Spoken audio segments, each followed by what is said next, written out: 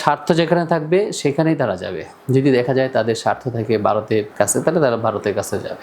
যদি দেখা যায় যে তাদের স্বার্থ থাকবে আমেরিকার কাছে, গেলে তারা আমেরিকার কাছে যাবে। অর্থাৎ তারা নিজেদের স্বার্থকে হাসিল করার জন্য যাকেই কুরবানি দেওয়া দরকার, যা করা দরকার, যে সিদ্ধান্ত নেওয়া দরকার, মানুষ যাই বলুক না কেন, তারা এটা করবেই। এটা জামাত ইসলামের আসল চেহারা, জামাত ইসলামের আসল কার্যক্রম, জামাত ইসলামের মূল ভিত্তি এখানেই আমি মনে করি। আসসালামু আলাইকুম রহমতুল্লাহি ওয়া বারাকাতুহু।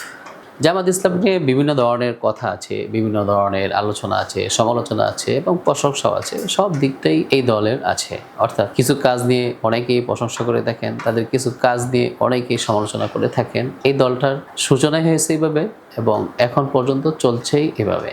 জামাত ইসলামের বর্তমান সময়ে সাংবাদিক ইলিয়াস হুসাইন একটি লাইভ করেছেন, সেখানে জামাত ইসলাম সম্পর্কে কিছু তথ্য দিয়েছেন। এই তথ্যগুলো দ্বারা বোঝা যাচ্ছে বাংলাদেশ জামাত ইসলাম আসলে তারাও তাদের নিজের স্বার্থ যেখানে রক্ষা হবে সেখানেই তারা যাবে। জানি না ইলিয়াসের সেই দাবি কতটুকু সত্য এবং কতটুকু মিথ্যি আছে তা আমার যাচাই করার ক্ষমতা নেই। তার কথার উপর নির্ভর করে বলছি, যদি তার কথাটা মিথ্যা হয় তাহলে আমার দাবিটা আমি উঠাই নিব, আর যদি তার এই কথা সত্য হয়ে থাকে তাহলে জামাত ইসলামকে নিয়ে আসলে আমাদের ভাবার দরকার।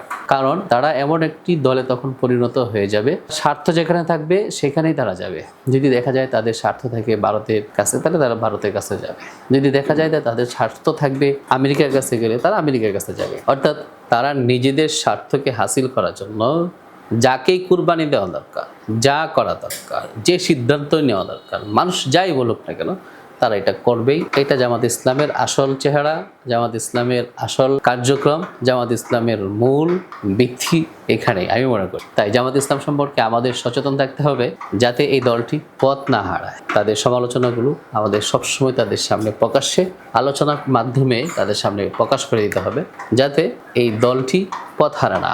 এমনিই তো কথা আছে জামাত ইসলাম ইসলামী আকিদাগত দিক দিয়ে অনেকটাই পিছিয়ে আছে।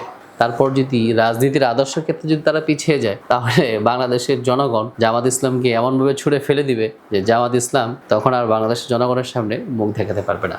আশা করি জামাত ইসলাম সেই পর্যায়ে আল্লাহ হয়তো নেবেন না। আশা করছি বা দোয়া করছি জামাত ইসলামকে যেন আল্লাহ তাআলা সেই পর্যায়ে না নেন। সে আশা রেখে আজকে ভিডিও এখানে শেষ করছি। আসসালামু আলাইকুম ওয়া রাহমাতুল্লাহি ওয়া বারাকাতুহু।